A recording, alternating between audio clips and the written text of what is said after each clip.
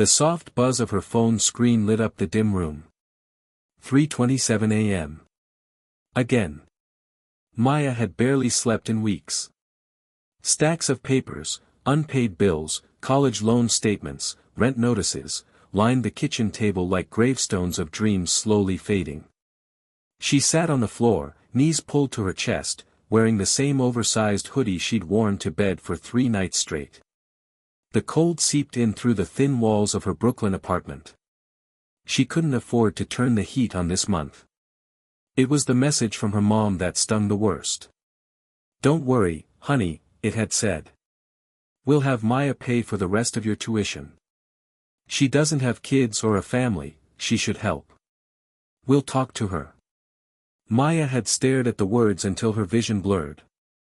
Not because it was the first time something like this had happened, but because after all these years, after sacrificing her 20s, her relationships, her mental health for her family, they still didn't see her as someone who needed care. Just someone who gave it. She was 32, unmarried, childless by choice, working 3 jobs, and the only one in the family with a steady income. Her younger brother Aaron, 24, had dropped out twice already, still uncertain about his path. And now he wanted to attend a private university. And the burden, once again, was silently dropped at Maya's feet. 10 years earlier. Maya had been the star student, the valedictorian, the scholarship kid, the one who made her immigrant parents beam with pride. They had always said, "We're so proud of you. You're going to change our lives." And she believed them. She didn't go to prom. She didn't take spring break trips. She took tutoring jobs. She skipped nights out with friends to babysit Aaron or help their father with his truck's insurance papers. Every dollar she earned, she saved or sent home. When their dad lost his job, she paid the mortgage. When Aaron wanted braces, she quietly covered the bill. When her mother needed surgery, Maya didn't blink. But something changed in her in the last few years. The gratitude disappeared. The expectations grew. She became the silent ATM, the background warrior whose battle scars no one noticed. Still, Maya never said no. Because family meant everything. Until now. Present day. Maya called in sick that day. She sat in her apartment, sipping bitter coffee, staring out at a world that seemed to keep moving while she stayed stuck. Her bank account was nearly empty. Her savings, what little she had, would barely last 2 more months. Later that afternoon, her mother called. "Maya, did you get the message?" "I did." "So, you'll help, right? Aaron has always looked up to you. He just needs a little help this semester." Maya's throat tightened. She wanted to scream, "I'm drowning too." But instead, she said softly, "I'll think about it." That night, she walked to a quiet park nearby. The city noise faded under the soft glow of street lamps and rustling trees. She sat on a bench, watching a little girl run circles around her exhausted father. "Daddy, look at me," the girl giggled. "I see you, sweetheart," he smiled, clearly tired but present. Maya felt something in her chest crack open. For years, she thought love meant giving everything, even when nothing was left. But watching that man, she saw that love was presence. It was balance. It was saying, "I see you." No one had said that to her in years. The next morning, Maya made a decision. She opened her laptop, looked through every bill, every pending payment, and calculated exactly how much she had left, $4,732. Not much. But enough to do one last thing. She sent her mother a message. "Tell Aaron this is the last time. I'm sending $4,000. He can cover the rest on his own. After this, I'm done. I need to start living my life."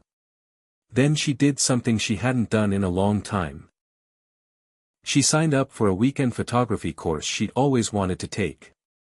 She bought herself a decent used camera. And for the first time in over a decade, she spent money on herself. 2 months later. Aaron called her. It was the first time he'd reached out directly in over a year. Hey, I just wanted to say thank you. Maya sat in silence, unsure of how to respond. I didn't realize how much you'd done. Mom told me about everything you've paid for. I guess I thought you were just doing fine. But I saw your apartment when I came by. It's small. Maya laughed bitterly. Yeah, that's one word for it. I guess I thought it was easier for you. You always made it look easy. Maya's voice cracked. It's never been easy, Aaron. I just never let it show. He was quiet for a moment. I started working at the bookstore on campus, he said.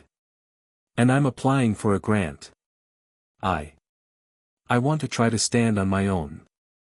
You shouldn't have to carry us all. For the first time in years, Maya felt a tear fall, not from pain, but from something like release.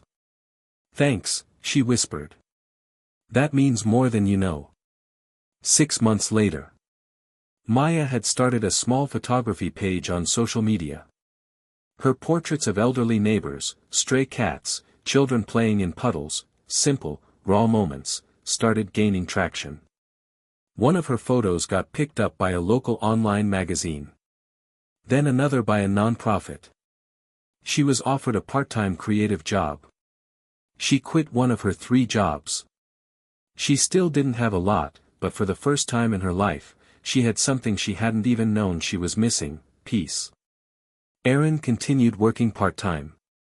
He still struggled, but he stopped asking for help. And he called her every week, just to talk.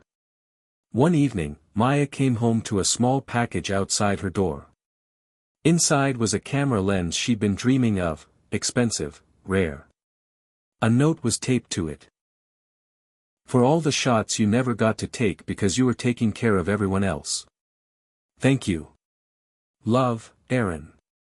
Maya sat on the floor, clutching the lens, tears streaming down her face. Not from sadness. From healing. 1 year later. Maya stood in a community center, showcasing her first photo exhibition, The Invisible Hands. The walls were lined with portraits, of janitors, mothers, waitresses, street musicians. People who lived in the background but carried worlds on their shoulders. As guests mingled, her parents walked in quietly. Her mother looked around, eyes red. I didn't know you were doing all this, she whispered. Maya looked at her and simply said, you never asked. There was no anger in her voice, just a calm truth. Her mother reached out and touched her hand. We see you now. That night, as she closed up the gallery, Aaron came to help pack up. Hey, he said, nudging her. You took every penny, but look what you built with it. Maya smiled, placing the last framed photo into its box. I didn't take every penny, she said. I just finally gave some back to myself. And for the first time in her life, she wasn't carrying the world. She was living in it. Sometimes, the ones who carry everyone else go unseen. But when they finally choose themselves, not out of selfishness, but self-preservation, they light the way for others to grow, give back, and truly see them. Choosing yourself doesn't mean you stop loving your family, it just means you start loving yourself, too.